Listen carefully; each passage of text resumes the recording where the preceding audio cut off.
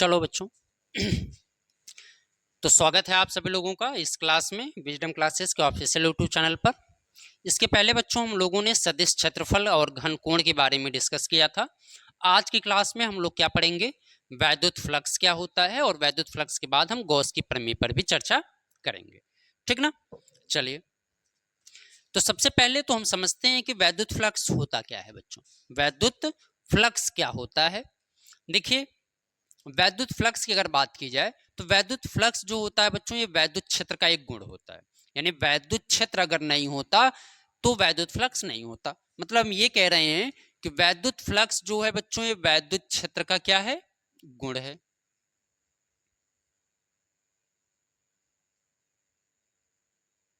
वैद्युत फ्लक्स क्या है, वैद्युत क्षेत्र का ही एक गुण है। और इसी वैद्युत क्षेत्र से ही हमारा क्या निकल के आया है, वैद्युत फ्लक्स निकल के आया। बड़े आराम से समझेंगे, आसानी से। आप बस क्लास को ध्यानपूर्वक देखते रहिए। चलिए, हमने जब आपको वैद्युत क्षेत्र बताया था तो वहां पर हमने वैद्युत बल रेखाओं के बारे में भी चर्चा किया था और आपको हमने बताया था कि वैद्युत क्षेत्र में जो वैद्युत बल रेखाएं होती हैं, जहां पर पास पास होती हैं वहां पर वैद्युत क्षेत्र क्या होगा, प्रबल होगा। और जहां पर बल रेखाएं दूर दूर होती हैं वहां पर वैद्युत क्षेत्र हमारा दुर्बल होता है, ठीक है। अब देखिए वैद्युत फ्लक्स होता क्या है। अगर मान लीजिए हम कह रहे हैं कि ये एक वैद्युत बल रेखाएं होकर के गुजर रही हैं, ऐसे कुछ बल रेखाएं जा रही हैं और इसी वैद्युत क्षेत्र में हमने एक पृष्ठ ला के रख दिया। तो जब एक पृष्ठ ला के रख दिया तो इस पृष्ठ से जितनी बल रेखाएं होकर के गुजरेंगी उन बल रेखाओं की संख्या क्या कहलाती है, वैद्युत फ्लक्स कहलाती है। आपने क्या समझा, मतलब हमारे कहने का ये है कि अगर वैद्युत क्षेत्र है और वैद्युत क्षेत्र से जब वैद्युत बल रेखाएं होकर के निकल रही हैं और उसके बीच में आप एक वैद्युत पृष्ठ लाके रख दो तो उस पृष्ठ से होकर के बल रेखाएं जाएंगी। जब उस पृष्ठ से होकर के बल रेखाएं जाएंगी तो उस पृष्ठ से जितनी बल रेखाएं होकर के गुजर रही हैं वह रेखाओं की संख्या ही क्या कहलाती है, वैद्युत फ्लक्स कहलाती है। चलिए ऐसे समझिए, मान लीजिए मैंने कहा कि एक पृष्ठ है, ये कोई पृष्ठ है बच्चों, ठीक सर। अब इससे बल रेखाएं होकर के गुजर रही हैं, मान लीजिए ये बल रेखाएं इस पृष्ठ से होकर के बाहर निकल रही हैं ऐसे।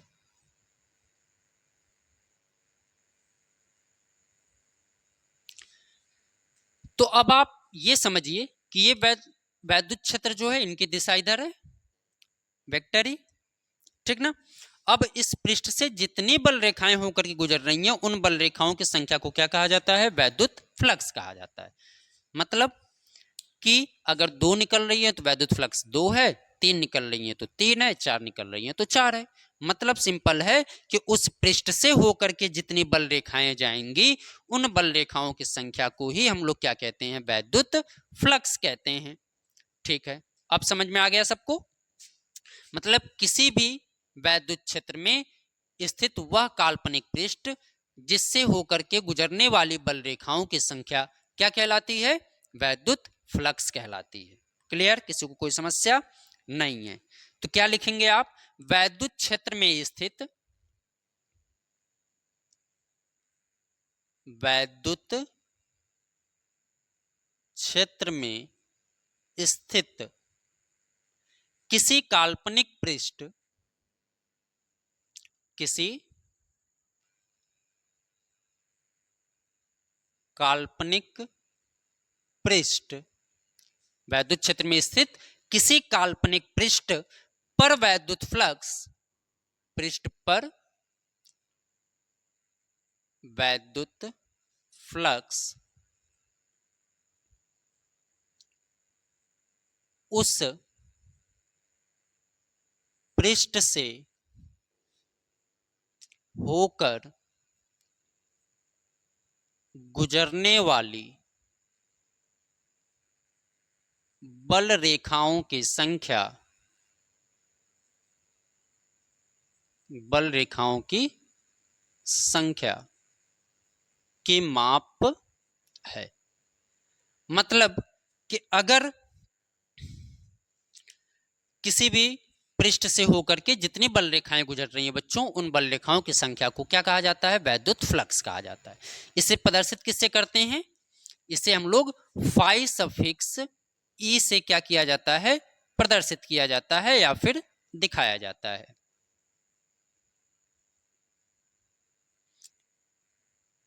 बोले हाँ, केवल फाई से भी कर सकते हैं, कोई दिक्कत नहीं, लेकिन दिक्कत यह है कि जब आप चुंबक पढ़ेंगे तो वहां पर चुंबक में क्या होता है? भी चुंबकीय फ्लक्स होता है। तो यहां पर वैद्युत को इलेक्ट्रिसिटी बोलते हैं, इसलिए फाई सफिक्स ई से हम इसको क्या कर सकते हैं? प्रदर्शित कर सकते हैं। ठीक ना? चलिए, कोई डाउट होगा तो आप लोग बताते रहिएगा। अब देखो बच्चों, जब हम ये बताएं कि किसी भी काल्पनिक पृष्ठ से होकर गुजरने वाली बल रेखाओं की संख्या को ही हम लोग क्या कहते हैं? वैद्युत फ्लक्स कहते हैं, और इसे फाई सफिक्स ई से प्रदर्शित करते हैं। अच्छा, ये बताओ, मान लो यहां पर एक पृष्ठ, कोई अल्पतम पृष्ठ हमने लिया, और इस पूरे पृष्ठ का मान मान लो ए है। पूरे पृष्ठ का मान यानी पूरे पृष्ठ का जो क्षेत्रफल है वो ए है। और हमने आपको पीछे बताया था क्षेत्रफल सदिश क्या होता है ना। अगर मान लो ये हमारा एक पृष्ठ है, तो इस पृष्ठ के क्षेत्रफल सदिश सामने होगा, लंबवत होता है हमेशा, इसके लंबवत और बाहर की ओर होता है। तो जब ये पृष्ठ है तो इस पे जो लंबवत सदिश होगा वो डी ए आपका इधर होगा, और इनके बीच का कोण क्या होगा बच्चों? थीटा होगा। इनके बीच का कोण क्या होगा? थीटा होगा। अब समझो, अगर मान लो हमने आपसे कहा कि अगर किसी पृष्ठ से होकर के बल रेखाएं गुजर रही हैं और उसे हम फाई सफिक्स ई से प्रदर्शित कर रहे हैं, तो फाई सफिक्स ई बराबर क्या होता है? ई इंटू ए कॉस थीटा। ये आपका फार्मूला होता है। अब ये आया कैसे, इसको भी समझते हैं। चलिए, मान लीजिए वेक्टर ई और वेक्टर डी ए है, इनके बीच का कोण क्या है? थीटा। इनके बीच का कोण क्या है? थीटा। अगर हम इस पृष्ठ की बात करें, अल्पतम पृष्ठ की बात करें, तो फाई सफिक्स ई बराबर बच्चों क्या होगा? Integral vector E dot vector D ए। Vector E dot vector D ए इंटीग्रल, ये क्योंकि अल्पतम पृष्ठ के लिए निकालें, जब इसका इंटीग्रल आप कर देंगे तो ये संपूर्ण पृष्ठ के लिए हो जाएगा। ठीक है?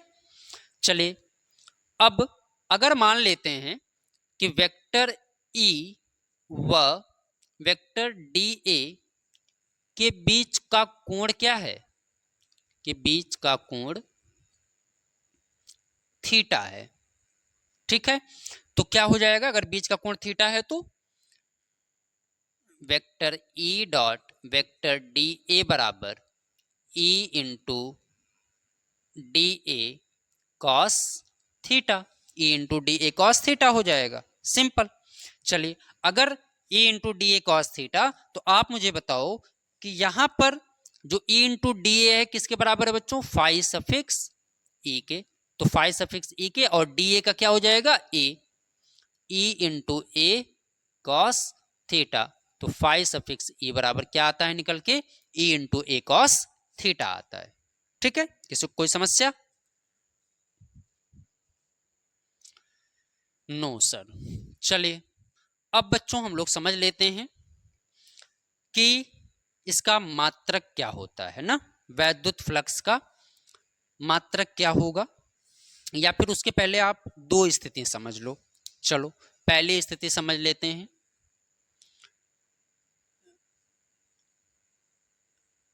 विशेष स्थितियां। ठीक ना? चलिए, विशेष स्थितियां क्या होती हैं बच्चों? देखो, अब यहां पर दो कंडीशन होती है। अगर मान लो ये पृष्ठ हमारा क्या है? ऐसे है, तो इससे होकर के गुजरने वाली बल रेखाओं की संख्या क्या होगी? अधिकतम होगी। लेकिन इसी पृष्ठ को मैं ऐसे कर दूं तो होकर गुजरने वाले बल रेखाओं की संख्या क्या हो जाएगी? न्यूनतम। अब यहां पर समझो, अगर ये हमारा पृष्ठ ऐसे है तो क्षेत्रफल सदिश बाहर लंबवत होगा इसके, यानी ए जो होगा इसके लंबवत होगा, और जो वैद्युत क्षेत्र की दिशा होगी, बल रेखाएं इधर से होकर गुजर रही हैं, तो अगर बल रेखाओं की संख्या, या ये ऐसे है, बल रेखाएं भी इधर होकर गुजर रही हैं, तो ए और ई के बीच बनने वाला कोण क्या होगा? ऐसे समझो, अगर मान लो ये पृष्ठ हमारा ऐसे है, तो ये ऐसे होकर के गुजरेगा, तो अब अगर ये पृष्ठ ऐसे होकर गुजर रहा है तो क्षेत्रफल सदिश ए की भी दिशा इधर हो गई और ई की भी दिशा इधर हो गई, तो इनके बीच बनने वाला कोण क्या होगा? जीरो, यानी थीटा का मान क्या होगा? जीरो। लेकिन अगर इसी पृष्ठ को मैं ऐसे कर दूं तो अब देखना ध्यान से, ये जो क्षेत्रफल सदिश है इसकी दिशा तो ऊपर हो जाएगी हमेशा लंबवत बाहर की ओर। तो जब क्षेत्रफल सदिश की दिशा इसके लंबवत बाहर की ओर होगी तो ऐसे होगी, और बल रेखाएं ऐसे होकर के गुजर रही हैं तो इनके बीच कोण कितना बनेगा? 90। यानी कि जब ये क्षेत्रफल सदिश जो होगा, यानी कि समान वैद्युत क्षेत्र की क्या होगा? समांतर जब होगा, यानी लंबवत जब इसके बीच बनेगा, थीटा का मान क्या हो जाएगा? जीरो। तो दो स्थितियां होती हैं बच्चों।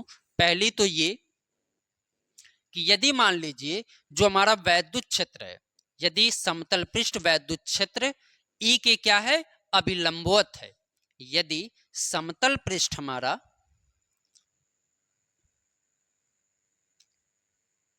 यदि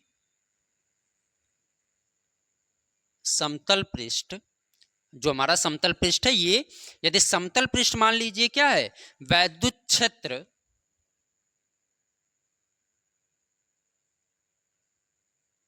वैद्युत क्षेत्र ई के अभिलंबवत है। क्या है? अभिलंबवत है। अगर मान लीजिए अभिलंबवत है तब थीटा का मान क्या होगा? 0 डिग्री। और जब थीटा का मान 0 डिग्री होगा तो फाई सफिक्स ई बराबर क्या होगा? ई इंटू ए कॉस 0। और कॉस 0 का मान क्या होता है बच्चों? 1 होता है। और कॉस 0 का मान जब 1 होगा तो फाई सफिक्स ई बराबर क्या आएगा? ई इंटू ए आएगा। ई इंटू ए आएगा। सिंपल। नहीं समझ में आया कि कैसे अभिलंबवत है? अब समझ लो एक बार फिर से। ये पृष्ठ, ठीक, ये पृष्ठ है समतल पृष्ठ हमारा। हमेशा याद रखना समतल पृष्ठ के जो क्षेत्रफल सदिश होंगे वो हमेशा बाहर, जैसे मैंने पृष्ठ को ऐसे रखा तो ये हमेशा बाहर ऊपर की ओर होगा। ठीक है, अगर बाहर ऊपर की ओर है ऐसे, ठीक ना, और बल रेखाएं इधर से होकर के गुजर रही तो इनके बीच और इस क्षेत्रफल सदिश के बीच का कोण क्या होगा? 90 होगा। लेकिन जो वैद्युत क्षेत्र है इस पृष्ठ के क्या है? समांतर है ना। तो जब पृष्ठ के समांतर होगा तो उनके बीच 90 का कोण बनेगा। यानी दूसरी कंडीशन समझो, यदि समतल पृष्ठ वैद्युत क्षेत्र ई के समांतर है, ई के क्या है? समांतर है, तब थीटा बराबर क्या हो जाएगा? 90 डिग्री।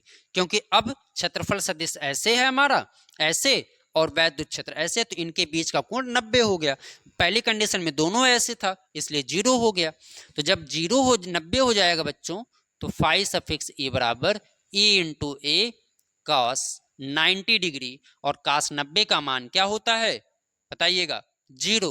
तो ये फाई सफिक्स ई बराबर 0। ये दो कंडीशन आप याद रखेंगे।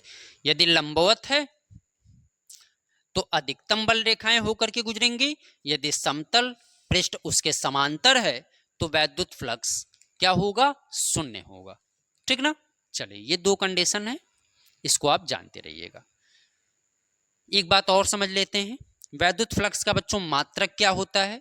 चलिए, तो वैद्युत फ्लक्स का जो मात्रक होगा बच्चों, देखो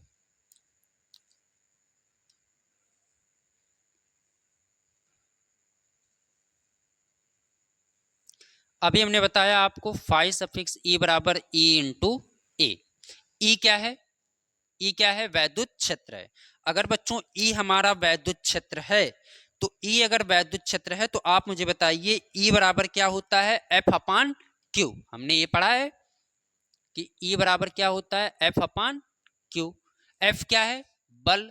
क्यू क्या है? आवेश। तो ई का जो मात्रक होगा बच्चों वो क्या होगा?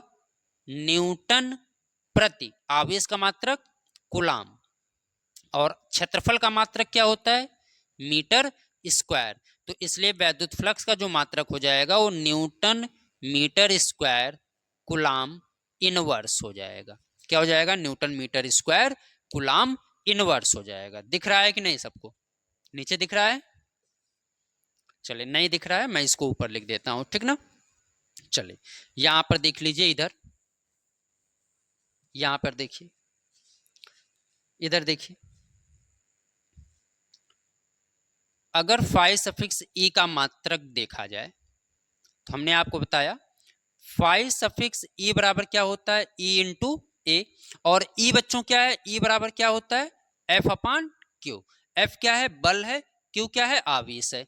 तो बल का मात्रक क्या होता है बच्चों, न्यूटन। बल का मात्रक न्यूटन। और आवेश है, आवेश का मात्रक क्या होता है, कूलाम। और ए क्या है, क्षेत्रफल, और क्षेत्रफल का मात्रक मीटर स्क्वायर। तो इसलिए इसका मात्रक क्या हो जाएगा बच्चों, न्यूटन मीटर स्क्वायर, और कूलाम को ऊपर ले जाएं तो कूलाम इनवर्स। यानी कि फाई सफिक्स ई यानी वैद्युत फ्लक्स का जो मात्रक होगा वो न्यूटन मीटर स्क्वायर प्रति कूलाम स्क्वायर होता है। किसी कोई समस्या नहीं है। चलिए, अगर ये समस्या नहीं है तो एक चीज और जान लीजिए, यहीं पर लगे हाथ आप लोग, इसकी बीमा क्या हो जाएगी बताइए तो। न्यूटन की बीमा क्या होती है, एम एल टी के पावर -2। बहुत अच्छे, एम एल टी के पावर -2। और मीटर को आप किससे दिखाते हैं, एल स्क्वायर से, तो एल स्क्वायर हो जाएगा। और आवेश का मात्रक एटी, तो जब आवेश का मात्रक एटी होगा तो इसका मात्रक, अब देखो ये टी ऊपर जाएगा, -1 होगा, टी की पावर -3, और यल स्क्वायर यल में गुणा होगा तो यल के पावर 3, यानी एम एल के पावर 3 टी के पावर -3 और ए के पावर -1। तो ये बीमा हो जाएगी इसकी, एम एल के पावर 3 नहीं दिख रहा है नीचे, तो एम एल के पावर 3 टी के पावर -3 ए के पावर -1। तो ये हो गया बच्चों वैद्युत फ्लक्स क्या होता है, या फिर वैद्युत फ्लक्स का मात्रक क्या होता है, या फिर वैद्युत फ्लक्स की बीमा क्या होती है, या फिर वैद्युत फ्लक्स की स्थितियां क्या होती हैं। इतनी बात हमने कर लिया। चलिए आगे चला जाए, नोट करेंगे तो नोट कर लीजिए, मैं साइड हो जाता हूं।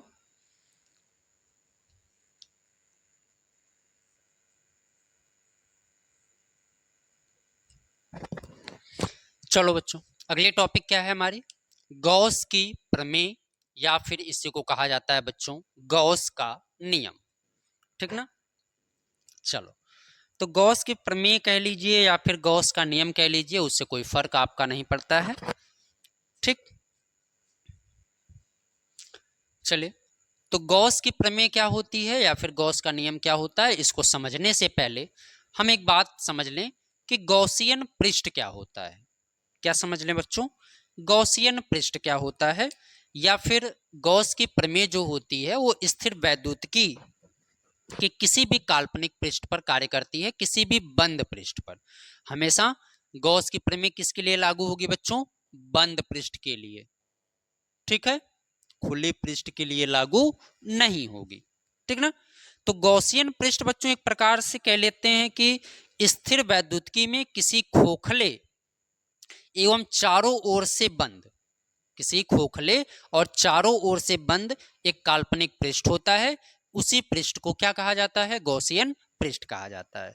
या फिर ये कह सकते हैं कि गॉस के प्रमेय जो होती है बच्चों वो स्थिर वैद्युतिकी में किसी काल्पनिक बंद पृष्ठ, किसी काल्पनिक बंद पृष्ठ से गुजरने वाले जो वैद्युत फ्लक्स होते हैं उसी को आप क्या कहते हैं, गॉसियन पृष्ठ कहते हैं। आपसे पूछा जाता है कि गॉसियन पृष्ठ क्या होता है, तो इसलिए याद रखिएगा कि गॉसियन पृष्ठ क्या होता है, स्थिर वैद्युतिकी में किसी भी पृष्ठ, स्थिर वैद्युतिकी में किसी भी पृष्ठ, किसी भी खोखले एवं चारों ओर से बंद पृष्ठ को क्या कहते हैं आप, गॉसियन पृष्ठ कहते हैं। चलिए अब गॉस की प्रमेय को समझते हैं, ये क्या होता है या गॉस की प्रमेय क्या कहती है। गॉस की प्रमेय बच्चों ये कहती है कि किसी भी बंद पृष्ठ से, जैसे मान लीजिए ये हमारे पास एक बंद पृष्ठ है और इस पृष्ठ पर आवेश क्या है, क्यू है, पृष्ठ पर आवेश क्या है, क्यू है।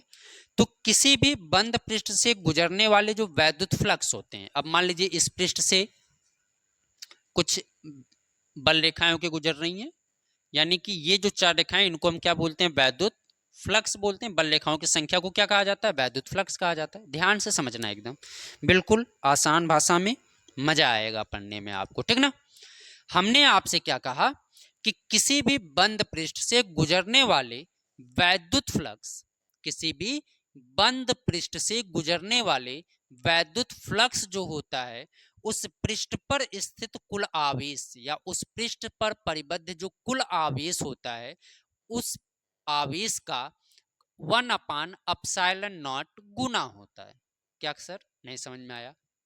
चलिए, हमने कहा कि अगर मान लीजिए ये पृष्ठ है और ये पृष्ठ पर आवेश, कुल आवेश क्या है? Q है, और इस पृष्ठ से होकर के मान लीजिए गुजरने वाले वैद्युत फ्लक्स फाई सफिक्स E है, तो गॉस की प्रमेय ये कहती है कि किसी भी बंद पृष्ठ से होकर के गुजरने वाले जो वैद्युत फ्लक्स होते हैं, उस पृष्ठ पर स्थित, यानी उस पृष्ठ द्वारा परिबद्ध जो कुल आवेश है, उस कुल आवेश का 1/ε0 गुना होती है। मतलब ये कि अगर मान लीजिए इस पृष्ठ से गुजरने वाले कुल वैद्युत फ्लक्स फाई सफिक्स E है और इस पर परिबद्ध कुल आवेश क्या है? Q, तो हमने क्या कहा कि उस बंद पृष्ठ से होकर के गुजरने वाले वैद्युत फ्लक्स जो होते हैं, उस पृष्ठ पर परिबद्ध कुल आवेश का 1/ε0 गुना होता है, मतलब गुणा कर दें। मतलब अगर किसी भी बंद पृष्ठ से गुजरने वाले जो बल वैद्युत फ्लक्स हैं, उसका जो मान होता है, उस पृष्ठ पर स्थित कुल आवेश का 1/ε0 गुना होता है। यानी कि फाई सफिक्स E बराबर क्या होता है बच्चों? Q/ε0 होता है। यही गॉस की प्रमेय है या यही गॉस का नियम है, जो मर्जी वो कह लो, कोई दिक्कत नहीं है। तो आपने क्या समझा कि किसी बंद पृष्ठ से, हमने क्या बोला? किसी बंद पृष्ठ से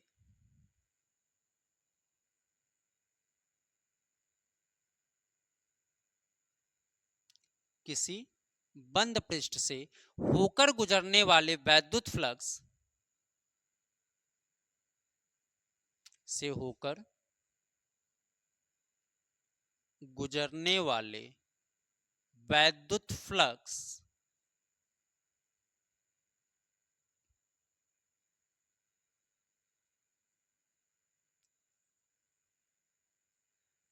वैद्युत फ्लक्स पृष्ठ, उस पृष्ठ द्वारा परिबद्ध कुल आवेश, उस पृष्ठ द्वारा परिबद्ध कुल आवेश,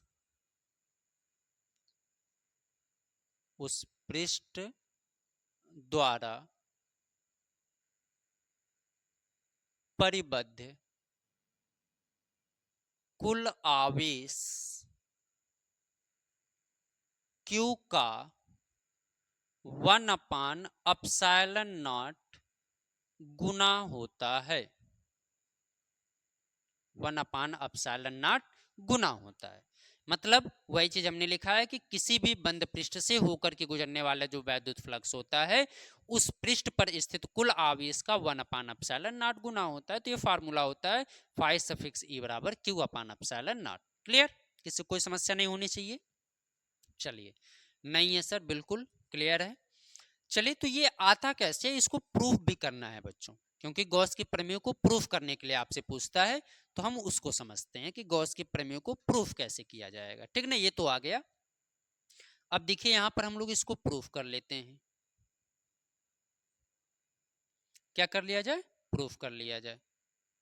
चलो, प्रूफ करने से पहले थोड़ा सी मेरी बात को ध्यान से समझना, फिर उसके बाद हम लोग प्रूफ करते हैं। मान लीजिए कि ये एक कोई पृष्ठ है और इस पृष्ठ पर कोई बिंदु O है और इस बिंदु O पर एक आवेश Q स्थित है। ठीक, ध्यान से समझते जाओ बस। एक बंद पृष्ठ है हमारे पास, ठीक है, और इस बंद पृष्ठ पर कहीं पर भी, मतलब यहां ले लो, वहां ले लो, यहां ले लो, कहीं पर भी, मतलब इस बंद पृष्ठ के अंदर की मैं बात कर रहा हूं। ठीक है, अगर मान लीजिए इस बंद पृष्ठ पर एक बिंदु O है जिस पर आवेश क्या है हमारा? Q स्थित है। अगर आवेश Q स्थित है तो इस आवेश Q के कारण इस पृष्ठ से होकर के गुजरने वाले जो वैद्युत फ्लक्स होगा, आवेश Q का 1/ε0 गुना होगा।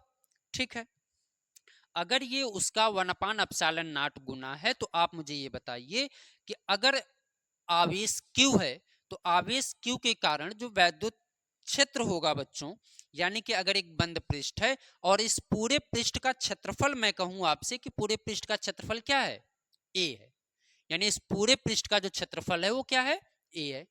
अब हम क्या करते हैं कि मान लीजिए इस पूरे पृष्ठ के क्षेत्रफल पे बिंदु O लिया जिस पर आवेश क्या है हमारा Q है, और इस पृष्ठ पे एक बिंदु P के चारों ओर, मान लीजिए इस पृष्ठ पर ही हमने एक बिंदु ले लिया P, इस पृष्ठ पर हमने एक बिंदु क्या लिया P, और इस पृष्ठ के चारों ओर मान लो एक पृष्ठ है और इस पृष्ठ के चारों ओर हमें क्या करना है, लघु अवयव हम लेते हैं। अगर पूरे का क्षेत्रफल मैंने A माना है तो इसका क्षेत्रफल क्या होगा, DA होगा।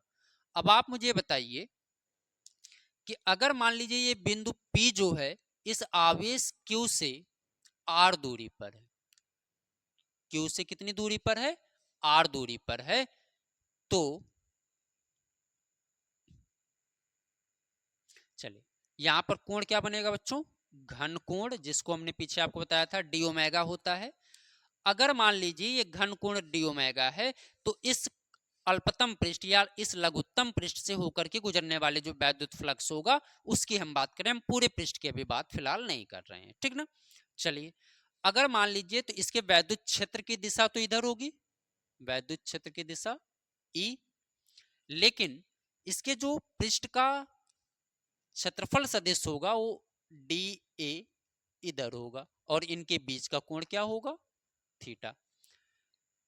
ये आपको समझ में आ रहा है। मैंने क्या कहा कि एक, हमने आपसे कहा कि माना कि एक बिंदु आवेश Q एक पृष्ठ A के किसी बिंदु O पर स्थित है और इस पृष्ठ पर एक बिंदु P है जिस पर हमने क्या करना है, वैद्युत फ्लक्स होके जो गुजर रहा है उनको निकालना है, और इस बिंदु P पर। अब आप मुझे ये बताइए, अगर मैंने आपसे कहा कि प्लस Q आवेश के कारण बिंदु P पर लगने वाला वैद्युत बल, यानी कि प्लस Q के कारण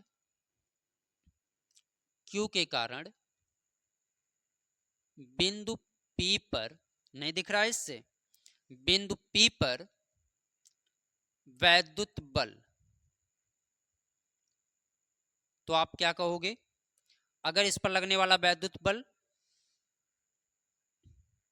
चले अच्छा वैद्युत क्षेत्र, सॉरी, यानी कि प्लस Q के कारण बिंदु P पर वैद्युत क्षेत्र की तीव्रता, वैद्युत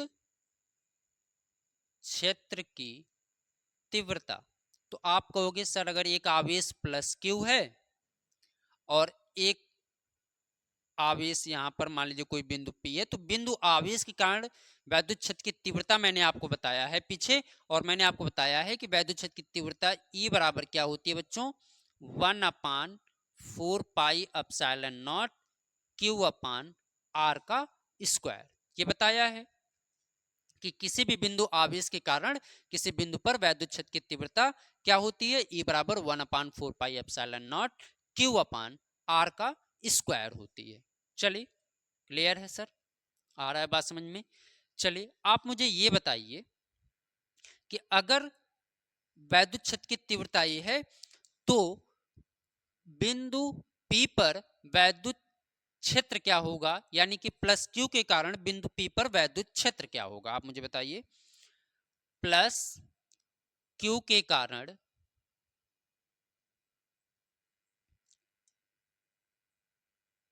बिंदु P पर वैद्युत क्षेत्र,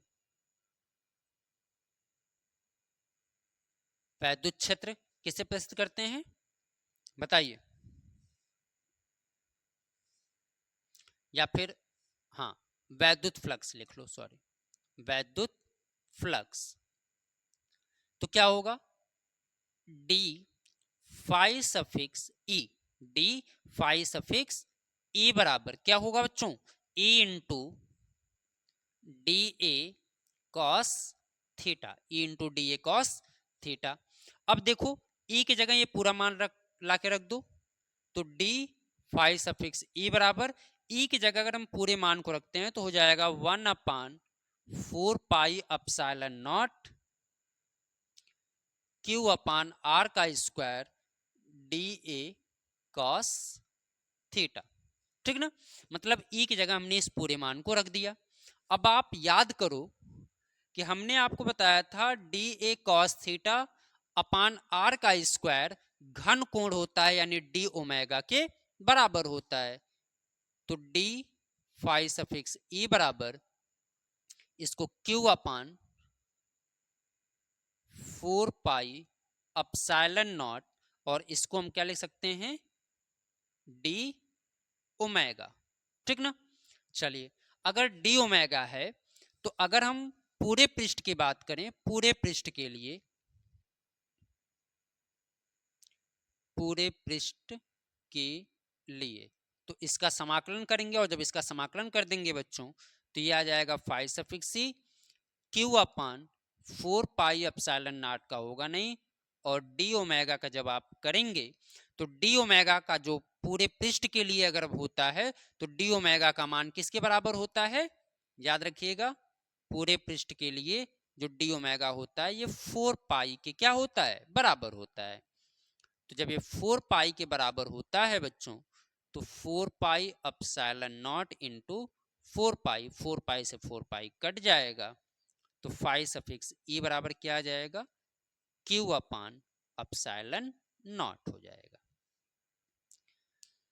आपने क्या समझा कि सबसे पहले तो गॉस की प्रमेय क्या होती है, मैंने आपको बताया कि किसी भी बंद पृष्ठ से होकर के गुजरने वाली वैद्युत फ्लक्स उस पृष्ठ के द्वारा परिबद्ध कुल आवेश का 1 अपान अपसाइलन नॉट गुना होता है।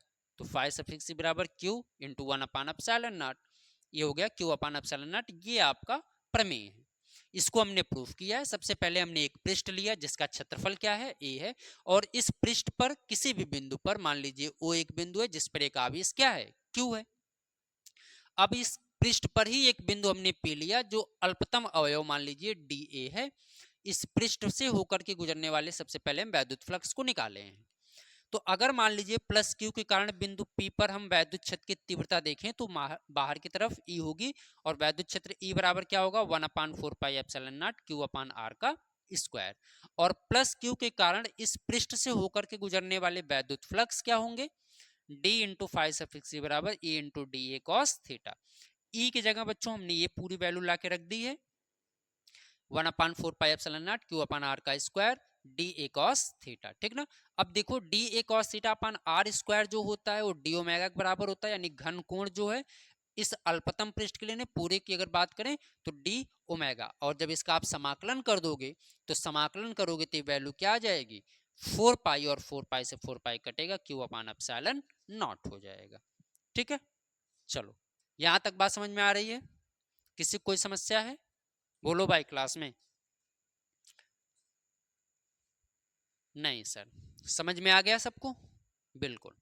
चले अब आप एक दो बातें आप लोग जान लीजिए। सबसे पहले कि यदि मान लीजिए कोई पृष्ठ इसके बाहर, पृष्ठ के बाहर कोई आवेश स्थित है, तो जब पृष्ठ के बाहर कोई आवेश स्थित होगा तो उससे वैद्युत फ्लक्स होकर के नहीं गुजरेगा, यानी पृष्ठ पर होना चाहिए। यानी पृष्ठ पर स्थित है तो पृष्ठ के बाहर अगर स्थित है तो उसका मान क्या होगा, शून्य होगा, यानी कुल वैद्युत फ्लक्स क्या हो जाता है, शून्य हो जाता है अगर मान लीजिए कोई आवेश इस पृष्ठ के बाहर स्थित होगा तो। ठीक ना, ठीक। अब यहां पर दो बातें समझ लो, मान लो ये आवेश मैंने कहा यहां पर है, ओ यहां पर है, तो अब यहां से जो होके गुजरेगा ऐसे, तो एक पृष्ठ यहां पर बनेगा, और फिर जब ये आगे जाएगा ऐसे तो एक पृष्ठ यहां पर बनेगा।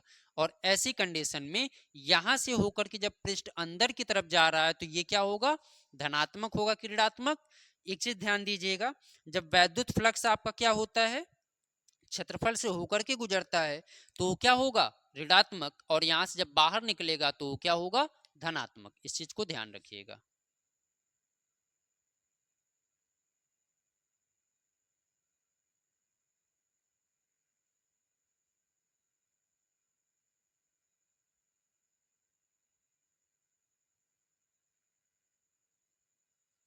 मैं बस आपको इतना बताना चाह रहा था कि यदि कोई आवेश पृष्ठ के बाहर है तो उससे होकर के गुजरने वाले वैद्युत फ्लक्स जीरो होते हैं। अगर पृष्ठ से जो बल रेखाएं हैं पृष्ठ में प्रवेश कर रही हैं तो ऋणात्मक होगी, और पृष्ठ से जब बाहर निकलेंगी तो क्या होंगी, धनात्मक होंगी। इतनी बातों को याद रखिएगा। कल की क्लास में मिलते हैं बच्चों, और कल की क्लास बहुत इंपॉर्टेंट होने वाली है, क्योंकि हम पढ़ने वाले हैं गॉस के अनुप्रयोग, और जो कि बार बार आपसे एग्जाम में पूछी जाती है।